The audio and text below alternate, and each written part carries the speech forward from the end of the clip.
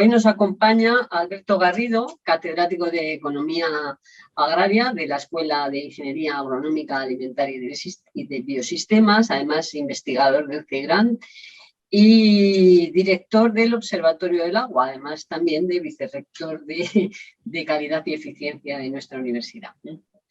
Nos va a hablar sobre el Observatorio del Agua, un centro de debate y de generación de conocimiento acerca del agua que ha estado muy relacionado con todos nosotros durante toda esta etapa. Entonces, bueno, sin más, únicamente deciros que tenéis abierto el chat, al final también podréis intervenir y levantáis la mano. Os agradecería que mantuvieseis tanto cámaras como micrófonos cerrados durante la intervención de Alberto. Y Alberto, que no sé si me está escuchando Alberto, cuando quieras, pues puedes empezar. Pues muchas gracias, Isabel. De verdad es un placer dar este seminario, que yo creo que va a ser un poco atípico. Bueno, creo, no lo sé. Y muchas gracias a todos los que os habéis conectado, atraídos por algo de curiosidad, por conocer algo más de lo que es el Observatorio del Agua de la Fundación Botín. El seminario lo he planteado como una presentación de un programa, de una iniciativa, con la idea de que conozcáis su trayectoria, lo que estamos haciendo y sobre todo también la visión de futuro. Pero voy a tener que retrotraerme un poco al pasado y por eso he puesto en la diapositiva el periodo 2011-2024, porque esto tiene ya una historia, ¿no? Y me gustaría pues explicar brevemente de dónde venimos y por qué estamos haciendo lo que hacemos. Vamos a ver si conseguimos pasar. Uy, perdón. Vale, lo primero, para que veáis la inversión que ha hecho la Fundación Botín en el programa del agua. Estoy yendo desde 2011, en la etapa en que la actividad del observatorio ha sido más intensa. Como podéis ver también, en la última etapa pues hemos tenido mucho menos presupuesto, pero ha habido momentos, especialmente en los años 11, 12, 13, 11, 12 y 13, donde el observatorio ha tenido pues, muchos recursos, que quiero decir que han sido compartidos por la Universidad Complutense, porque el Observatorio del Agua se apoya en la Universidad Politécnica, en el CEGRAM y en la Universidad Complutense. A través de los convenios anuales correspondientes, todo este dinero ha ido destinado a las dos universidades para financiar el observatorio. Voy a empezar por definir la misión.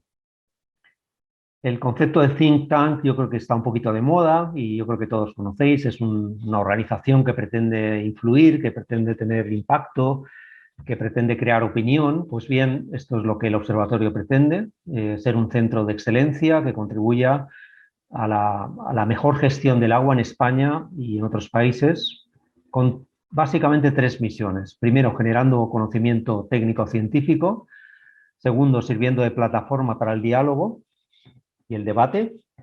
Y promoviendo la participación de la sociedad y sensibilizando a las personas sobre la importancia de la gestión sostenible del agua y muy especialmente a los niños y jóvenes. Y como he dicho antes, todo el programa del Observatorio del Agua ha sido desarrollado a través de convenios con las universidades, con nuestra universidad y con la Universidad Complutense.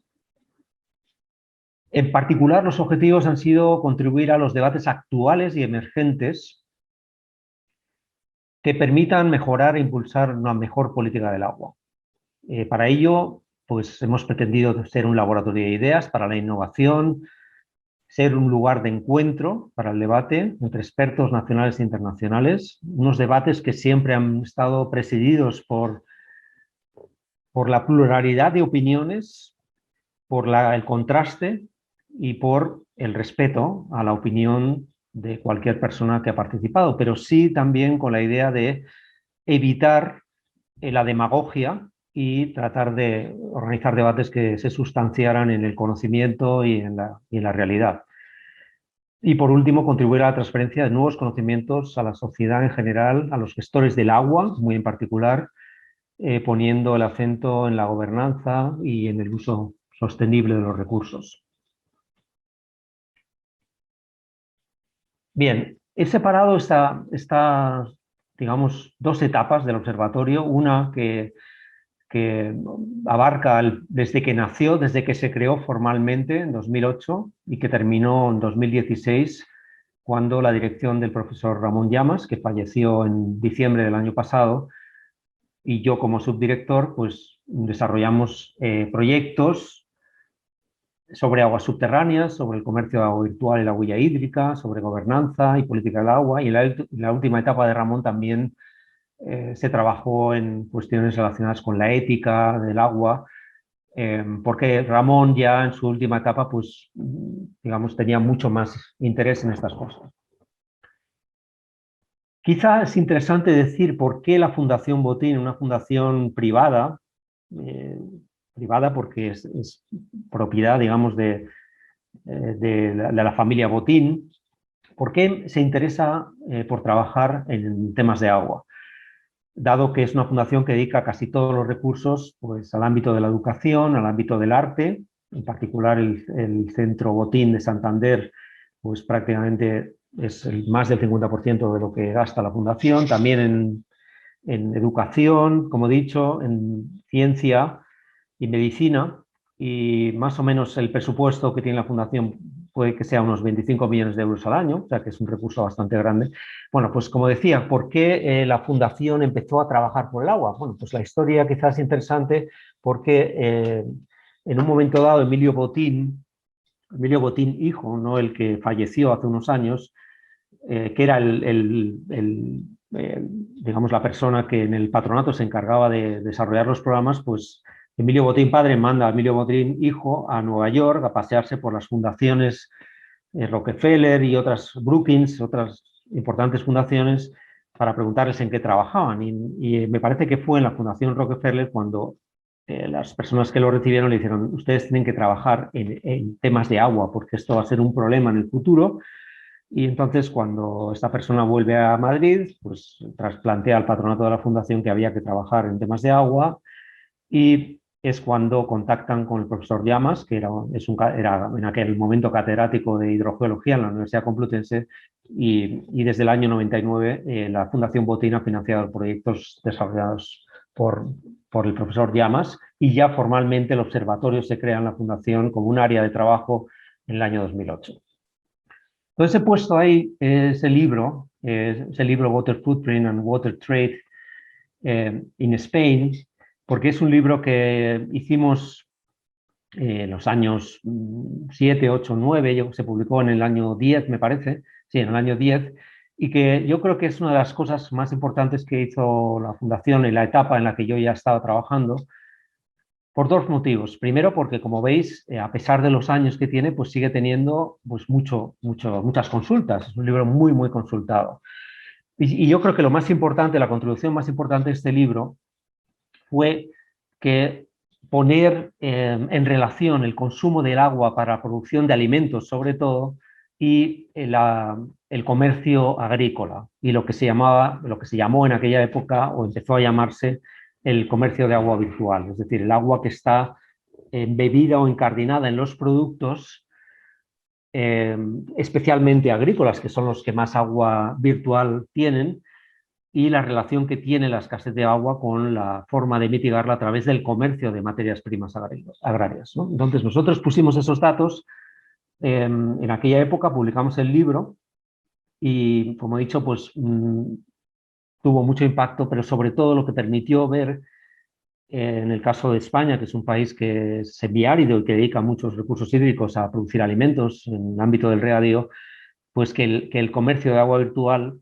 permitía pues casi triplicar, yo diría duplicar, ahora mismo no sé los números, pero seguramente son parecidos, duplicar la cantidad de agua disponible para consumir, para el consumo y para la producción a través del comercio de agua virtual. No quiero desarrollar este concepto porque no es el objeto del seminario, pero sí quiero dejar esta idea, y luego, si a alguien le queda duda de lo que significa, pues lo podemos desarrollar. Bueno, entonces, entrando en la etapa actual, que desarrollamos bajo mi dirección ya desde 2016 y con la profesora Lucia De Stefano de la Universidad Complutense, que es la directora adjunta, y que es profesora también del Departamento de Hidrogeología, aunque ella es italiana y se formó en la Universidad de Brescia, hizo el doctorado en la Complutense. Y en esta nueva etapa, pues hemos contado normalmente con 2 doctorandos, es lo que nos da de sí el presupuesto, y nos hemos orientado a trabajar en cuestiones relacionadas con la calidad del agua y del medio natural, la calidad de aguas potables, y ahora vamos a empezar una nueva tesis doctoral que va a abordar la cuestión de la agricultura, la huella hídrica, el comercio de agua virtual, digamos, revisando lo que hicimos hace 12, 14 años, ¿no? Ahora explicaré luego por qué hemos abierto esta línea que puede ser de más interés para los presentes. Y también pues desarrollando un proyecto de educación y concienciación que explicaré también a continuación y manteniendo el foro de debate y análisis que es parte del ADN del observatorio. Durante estos años pues hemos fortalecido relaciones con muchas instituciones, administraciones, universidades, academias, y ahí os pongo el ranking de IAGUA, que es el ranking más importante de instituciones de agua, y como fundación pues somos la 4ª fundación en cuanto a este medio, el impacto que tiene este medio, de acuerdo con sus publicaciones, pues fijaos que está la Fundación Biodiversidad o la Fundación CONAMA, fundaciones mucho más potentes que la nuestra, pero la Fundación Botín sigue teniendo, a pesar de que se ha disminuido el presupuesto, pues una influencia, un impacto, y creo que es reconocida entre todas las personas que trabajan en el agua en España y también fuera de España, no tanto fuera, pero sobre todo dentro, como una iniciativa, un think tank que sigue siendo relevante. Últimamente hemos tenido también un acuerdo con la Universidad de California para trabajar en estos ámbitos, y esto pues, nos va a permitir también establecer relaciones de intercambios para los doctorandos financiados por la Universidad de California. Entonces, bueno, un poco un resumen de lo que se ha hecho en la UPM en estos años. En primer lugar, quiero destacar que en el año 2020 la UPM concedió el Premio Partenariado Público-Privado de Cooperación para los Objetivos de Desarrollo Sostenible en cooperación con la UPM al Observatorio del Agua. Tuvo ese reconocimiento, y más o menos en estos años pues hemos tenido 5 tesis doctorales, 2 postdoc, que han estado sobre todo en los años 11 al 14, cuando había más recursos. Solo en la UPM hemos tenido 20 publicaciones, muchísimas apariciones en medios de comunicación, radio, televisión, medios escritos, medios generales y también medios especializados. Y también quiero destacar la cantidad de seminarios que hemos desarrollado, 17 seminarios nacionales, ayer mismamente hicimos uno sobre la Directiva de Aguas Potables, y otros 7 internacionales que se han ido celebrando en los años pasados y en los que ha habido participación de algunos investigadores del CEGRAN también.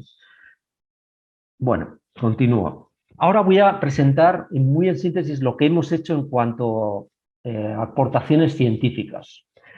Aquí me voy a centrar en la tesis doctoral de Antonio Bolinches, que es una persona que trabaja conmigo ahora mismo en el rectorado, porque hubo una plaza para llevar la coordinación de la política de sostenibilidad y Antonio se presentó y la ganó, pero también participó en el proyecto de reclamo que dirige Irene Blanco. Y la aportación de Antonio Bolinches, pues básicamente fue relacionar la calidad del agua de la cuenca del Tajo con la depuración de las aguas en Madrid.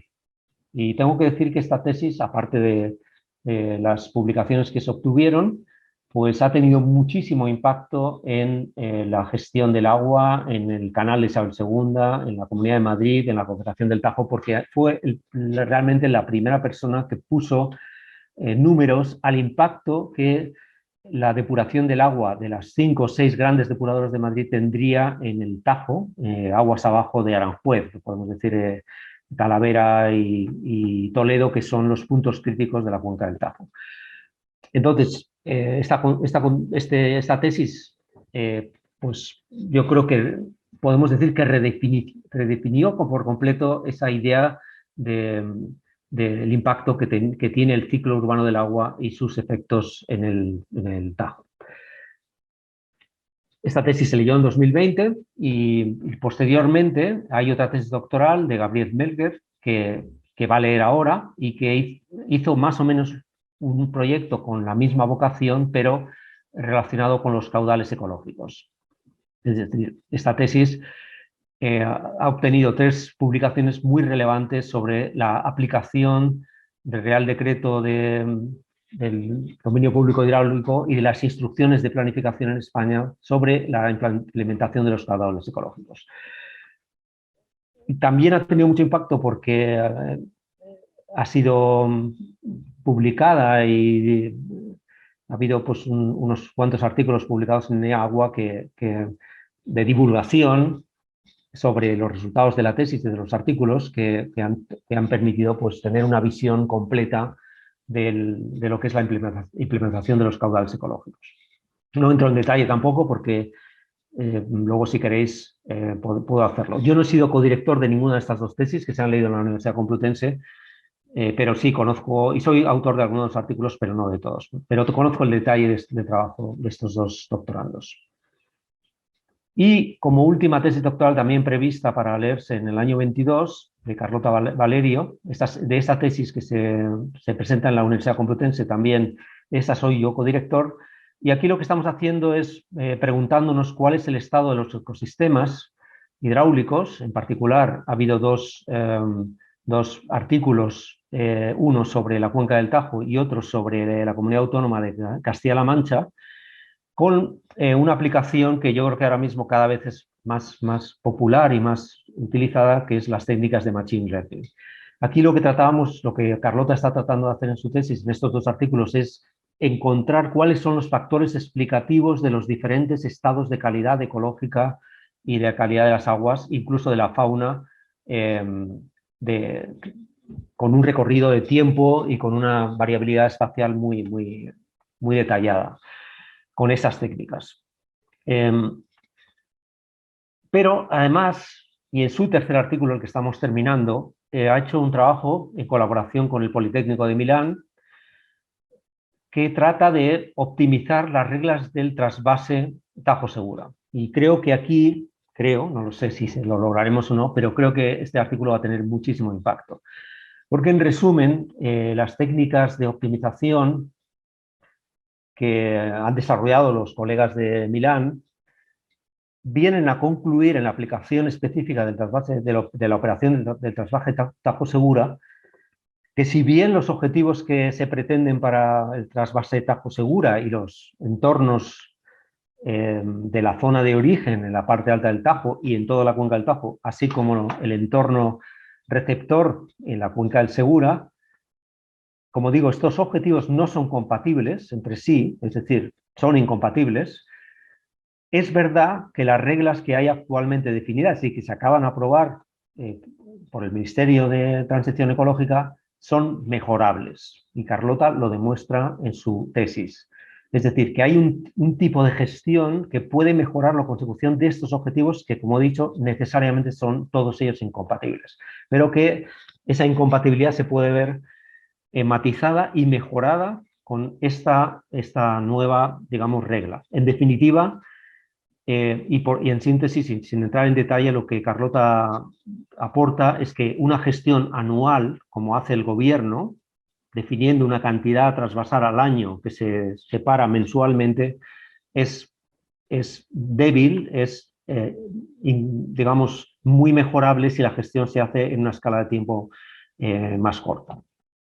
Bueno, y además hay otra serie de cuestiones que al hacer la optimización endógena a la situación, el análisis es mucho más eficaz en cuanto a eso. Bueno, veremos si se cumple este objetivo. Con esto Carlota termina su tesis doctoral y la leerá también en la Universidad Complutense ahora en octubre, noviembre del 22. Bien, continúo con otras cosas que estamos haciendo. El ámbito de concienciación, educación e innovación. Aquí tenemos una iniciativa que se llama Caminar el Agua, que hemos desarrollado con Camila Cúncar, que es una arquitecta chilena que vive en Madrid y que ha desarrollado este concepto de transmitir los valores del agua a través de caminatas. Y la Fundación ha ido desarrollando este proyecto, repitiendo muchas iniciativas de este tipo, que han tenido mucho impacto, mucha asistencia y que ahora mismo pues, realmente ha provocado primero que que Madrid, el Ayuntamiento de Madrid se interese y haya participado y promovido el desarrollo de estas caminatas que básicamente recorren el río Manzanares desde el Pardo hasta la zona sur de Arganda y demás, y que pone en valor pues, la importancia del agua y del río en la ciudad. Además se hizo un podcast que ha sido realmente sensacional para conocer la historia del Manzanares y que es público y se puede escuchar. Y relacionado con esto, también tenemos los premios del Observatorio del Agua. Hemos convocado 8 ediciones con 3 premios cada una, y sobre todo en los últimos años hemos premiado a colegios de toda España o de cualquier país del mundo que han hecho proyectos educativos relacionados con el agua en esos centros escolares.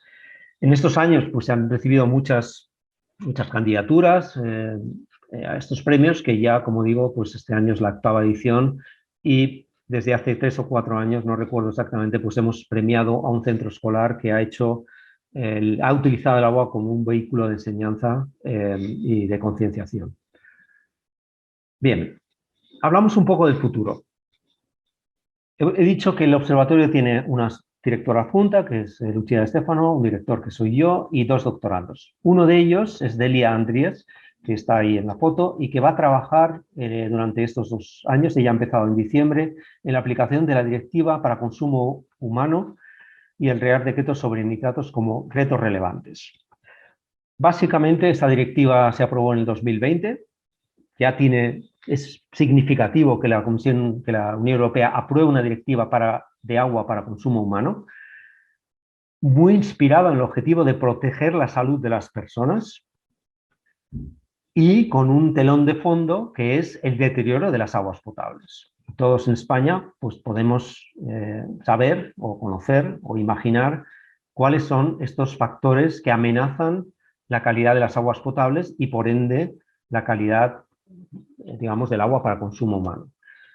Entonces, Delia va a analizar los impactos del deterioro de la calidad del agua potable, va a ver cómo la directiva se puede aplicar, va a ver cómo ese agua en el territorio rural, sobre todo, porque donde estamos viendo más deterioro de las aguas potables es en el mundo rural, y todos podemos imaginar que es la agricultura intensiva, uno de los factores, no el único, la ganadería intensiva, uno de los factores, no es el único, pero indudablemente estos factores están provocando que el riesgo, efectivamente, de que estas aguas para uso humano pues, no tengan la calidad necesaria.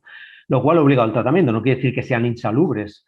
Las aguas al consumo de agua, por lo general, son, por la inmensa mayoría, ayer mismo en el seminario, la responsable del Ministerio de Sanidad, pues con los indicadores que tienen, la calidad del agua al consumo humano es buena, pero la calidad de las fuentes que abastecen a esa calidad, a esas fuentes, a esos sistemas de abastecimiento, pues está siguiendo un deterioro. Bien, y la segunda tesis doctoral con una beca, un contrato que vamos a sacar ya, espero que lo firme nuestro rector ya para poder publicarlo, y ahí lo que vamos a ver es la evolución de la calidad de las aguas superficiales subterráneas en zonas rurales, pero con un impacto, digamos, un poco puesto en la evolución de la agricultura de regadío, los usos agrícolas, la transformación de la agricultura, que bueno, pues yo creo que en los últimos 12, 13 años ha sido enorme, parece mentira, pero ha sido enorme. Podemos poner algunos ejemplos, tanto en tecnología de riegos, como en los cambios de los cultivos, como en los cambios de la forma en las técnicas de cultivo y demás, y vamos a retomar algo que tuvo mucho impacto, que fue la huella hídrica de la agricultura y de la producción de productos agrícolas, así como tal vez el comercio de agua virtual. Por lo tanto, aquí abrimos esta nueva línea de trabajo que, como podéis ver, no está muy detallada. La Fundación Botín no nos dice en qué tenemos que trabajar, no nos pide que desarrollemos una propuesta de tesis doctoral más allá de lo que estáis viendo en la diapositiva, lo cual nos permite pues, ir definiendo los proyectos a medida que se desarrollan y cambiando un poco las prioridades del doctorando, y eso creo que ha sido una de las claves del éxito del observatorio, el haber podido ir adaptando las investigaciones de los doctorandos a medida que también se descubrían nuevos temas, nuevos resultados, y esta tesis que empezará en el 1 de octubre, si todo va bien, pues plantea estos objetivos, ¿no? Otro ámbito muy importante, ya voy terminando, es el tema de la educación. El programa de la Fundación Botín tiene de educación, que se llama Educación Responsable, tiene un impacto en aproximadamente 800 colegios de España, de Chile, de México, no sé si en Portugal, pero vamos, es un proyecto que tiene un gran crecimiento, que la Fundación Botín pues está desarrollando y que tiene muchos ámbitos en los centros escolares. Pero la conexión con el Observatorio del Agua vino cuando organizamos una de las caminatas, y vuelvo para atrás, hace 1 año y medio, hicimos una caminata con los responsables del programa de educación y con una serie de profesores elegidos, y les dijimos: aquí tenéis un potencial de educación muy interesante para desarrollarse en los colegios. Y la Fundación Botín dijo: ¿por qué no hacemos un proyecto conjunto de concienciación para los centros escolares basado en el concepto de caminar el agua? Pues bien, eso se ha hecho, y ahora mismo en el programa de educación responsable de la Fundación Botín hay una línea de trabajo basada en las caminatas a lo largo de los ríos, y acompañadas por profesores que han sido formados en este ámbito para poder transmitir este conocimiento. Y esto es un módulo que tiene el banco de herramientas de la Fundación, del programa de educación responsable, y se ha desarrollado un módulo específico en este ámbito. Y esperamos que tenga pues mucho desarrollo en el futuro y que podamos conectar estas dos líneas, porque quedó claro que esta idea de estar con los niños cerca de los ríos y que entiendan esa dinámica, pues tiene un valor educativo muy alto. Vamos a mantener, por supuesto, el foro de encuentro, coloquios, seminarios, talleres. Ayer mismo, como he dicho, hicimos uno sobre la transposición de la Directiva Marco. La Directiva de Aguas Potables en la calle Castelló, en la sede de la Fundación Botín en Madrid. Y este verano hacemos un curso en la Menéndez Pelayo sobre gestión, transformación y resolución de conflictos del agua, un curso que hacemos en recuerdo de Ramón Llamas, y que, por cierto, si alguien lo quiere seguir, todavía hay plazas para seguirlo. Se celebra los días 22, 23 y 24 de junio en Santander. Hemos dicho que seguimos convocando los premios a la gestión sostenible. Ahora mismo está abierta la convocatoria hasta el 31 de julio. Y pues la idea es continuar pues desarrollando el programa con diferentes partners, buscando alianzas con las academias de ciencias, la Academia de Doctores, siempre con diferentes ministerios o ámbitos de la administración que a veces nos piden participación, o incluso con ONGs como BBF, o 2 universidades con las que estamos colaborando mucho, que es el Politécnico de Milán y la Universidad de California. Y aquí tenéis los que hemos ido desarrollando este trabajo: Delia, Carlota. Carlota terminará enseguida, Antonio ya terminó, Gabriel trabaja en Transatec precisamente como técnico de caudales, y tenemos ahí una persona que incorporaremos en julio, en octubre. Y no quería hablar nada más tiempo, y pues por supuesto quedo a vuestra disposición para cualquier duda o pregunta que me queráis hacer. No he querido entrar en mucho detalle de ninguno de los proyectos, pero si alguien tiene interés, pues lo podemos hacer. Y os pongo ahí la página web, donde están todas las publicaciones que ha hecho la Fundación, incluidos los libros que siempre se contrataron con las editoriales para poder ser divulgados en abierto. Los materiales de todos los seminarios están también colgados en la página web. Por lo tanto, todo lo que ha hecho la Fundación en los últimos 10, 12 años está ahí disponible y abierto al público. Y nada más, muchas gracias. Pues muy bien, muchas gracias, Alberto. Muy interesante. Yo tenía un par de preguntas, ¿no? Me parece que la labor del observatorio es muy significativa en los temas del agua, como has mostrado, y me cabe la duda si no tenéis algún tipo de publicaciones o documentos de trabajo donde se recojan pues, todas las aportaciones que se hacen, ¿no? En seminarios o en debates, ¿no?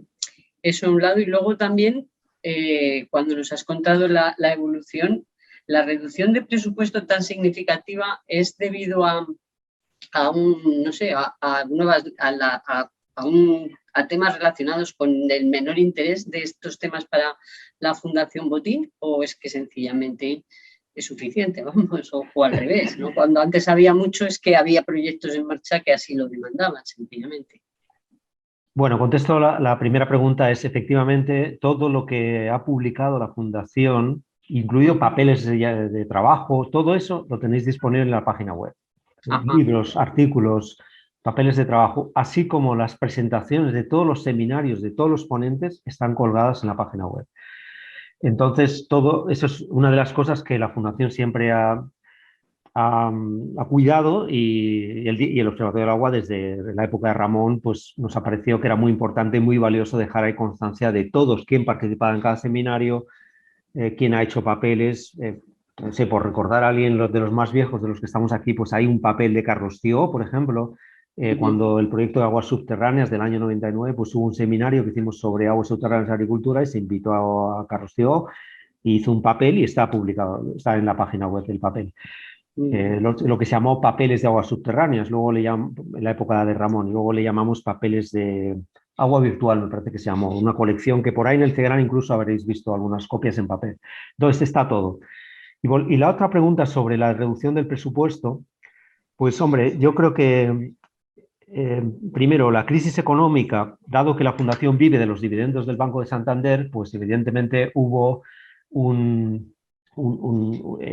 la crisis económica, me parece que el gobierno incluso impidió a los bancos repartir dividendos, o sea que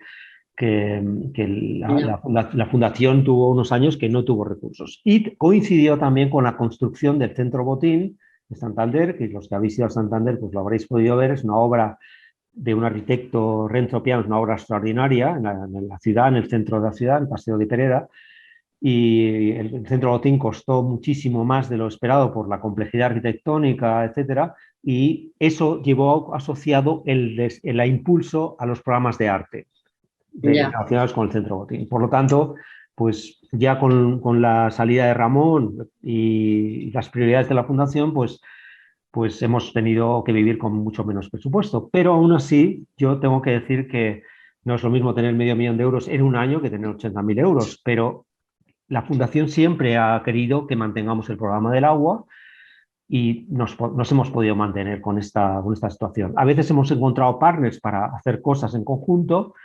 La Fundación Tatiana financió la tesis doctoral de Gabriel Mer, cofinanció, y por ejemplo, la Universidad de California pues hemos firmado un convenio para que los doctorandos puedan ir 3 meses pagados por la Fundación a California a hacer una estancia, o sea, son $10.000. Es decir, que hemos ido encontrando cositas por aquí y por allá para poder tener más recursos.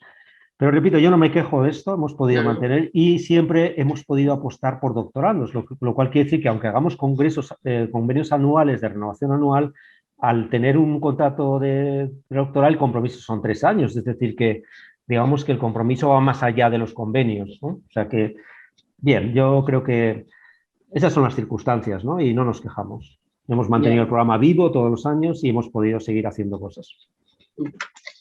Bien, bueno, tienes 2 preguntas en el chat. Es que Hamid te pregunta cómo nace el programa para el fortalecimiento de la función pública en América Latina, sí, que es un programa de la Fundación.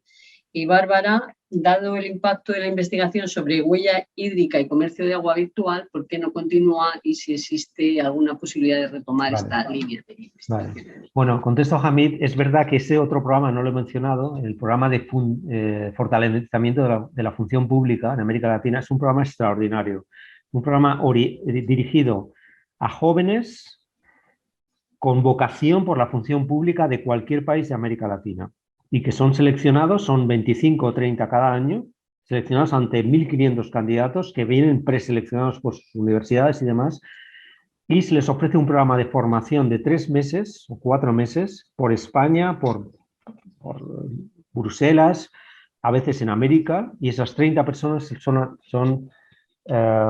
les ofrece un programa de formación en el que participan personas del calibre de Felipe González, de Federico Mayor, se les explica la política en España, se les hace una visita, hacen creo un tramo del Camino de Santiago y luego a veces hacen estancias en México, en Brasil, y este programa, por él han pasado 1.000 jóvenes, que algunos de ellos ya son diputados en sus países, alcaldes, y la vocación de esto se lo inventó Emilio Botín padre, dijo, tenemos que ayudar a la formación, fortalecer la vocación pública en América Latina, políticos jóvenes que tengan una vocación de servicio público, les vamos a dar un programa formativo. Y ya tienen, como he dicho, 1.000 personas que han pasado por este programa, llevan mucho tiempo y es extraordinario, muy competitivo. Nosotros damos un módulo de agua, una pequeña conferencia, y es un programa muy bueno.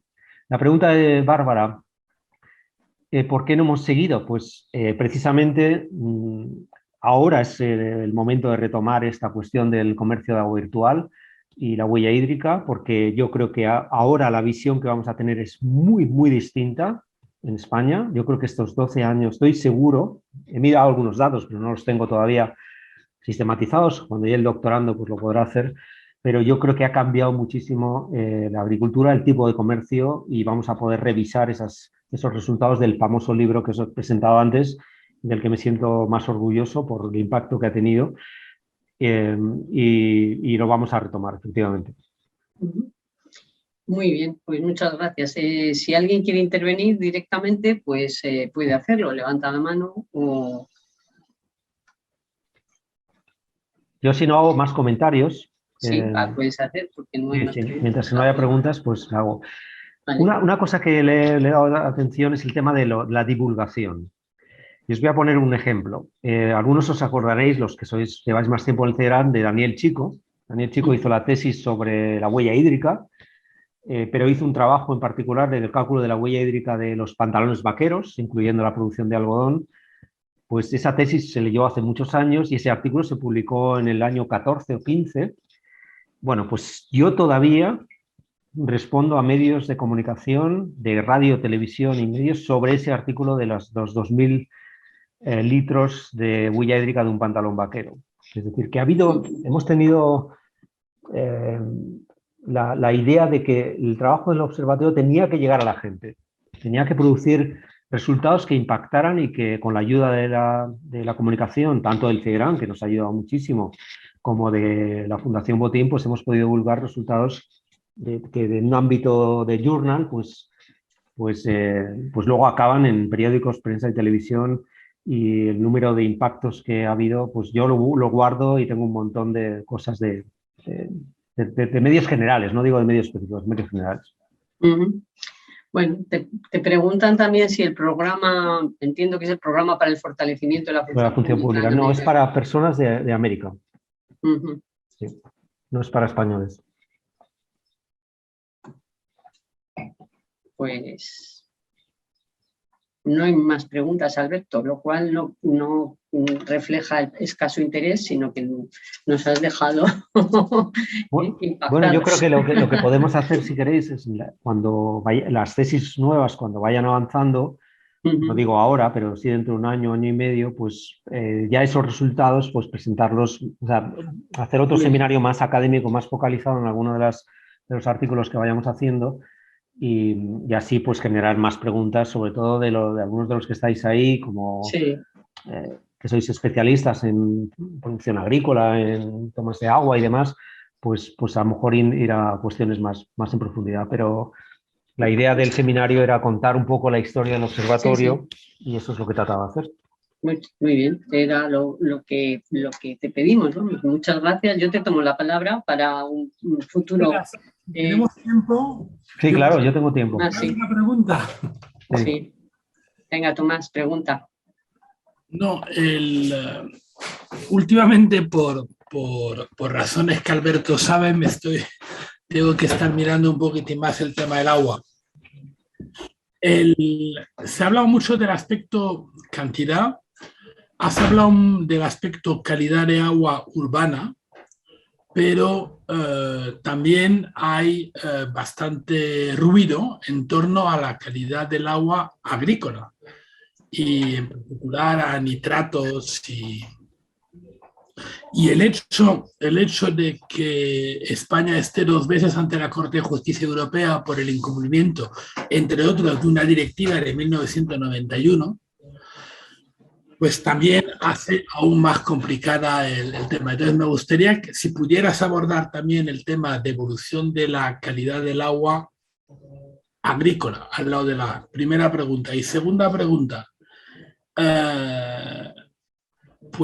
ligada bueno, en parte al famoso tema de Doñana y al tema de Almería. Y yo me acuerdo cuando hacía mi tesis doctoral hace unos pocos años, leía que el factor determinante que iba a bloquear el desarrollo agrícola de Almería era el agua. Esto está escrito en la década de los 70, en la década de los 80, en la década de los 90. Entonces, me gustaría un poco conocer tu opinión y bueno, las posibles explicaciones.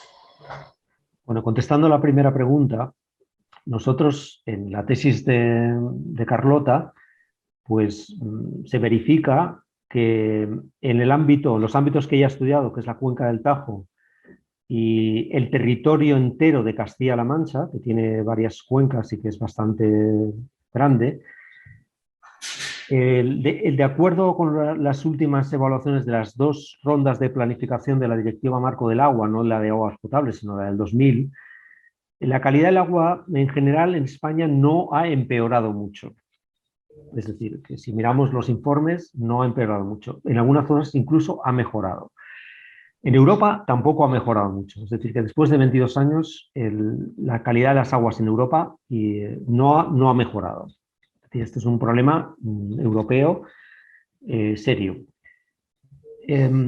En cuanto a la directiva de nitratos, pues yo diría que lo que está mal sigue mal, lo que estaba bien, pues a lo mejor ha mejorado un poco, y lo que estaba muy bien, pues se mantiene bastante bien, ¿no? Entonces, yo creo que hay un problema que creo que hay, escuchándome, personas que saben más que yo de esto, un problema pues de lixiviación de nitratos, del tema de la ganadería intensiva, esa concentración de nitratos, pues creo que no ha empeorado, vamos, no lo creo, lo sabemos que no ha empeorado, pero evidentemente no mejora. Y ahí hay pues un problema que pues yo no sé cómo se va a abordar, no sé qué solución tiene. Evidentemente, pues los agrónomos, los especialistas en nutrición de cultivos, en los cuales hay muchos en el CEGRAM, pues han hecho muchos estudios que demuestran que cambiando las técnicas de cultivo pues mejoran, pero está la ganadería intensiva. Yo creo que hay muchos factores, hay muchísimos factores. Lo que la tesis de Carlota demuestra para el caso de Castilla-La Mancha y para el caso del Tajo es que son muchos los factores. No solo es la agricultura de regadío que está cerca, no solo es la ganadería intensiva, sino otros factores como por ejemplo, las aguas débilmente depuradas, ¿no? Entonces, yo creo que donde ha habido mejora es porque ha habido una mejor depuración de las aguas urbanas. Gracias a la tesis de Antonio Bolinches se demuestra que el impacto en Madrid, en el Tajo, es esencial, y eso va a provocar que Madrid va a hacer unas inversiones de más de 1.000 millones de euros para hacer un tratamiento terciario en las 5 grandes depuradoras. Y eso seguro que se nota en la calidad del agua del Manzanares, del Jarama y del Tajo aguas abajo de Aranjuez. Y la otra pregunta es la calidad del agua digamos, agrícola. Bueno, esa es la calidad del agua que se toma en las fuentes.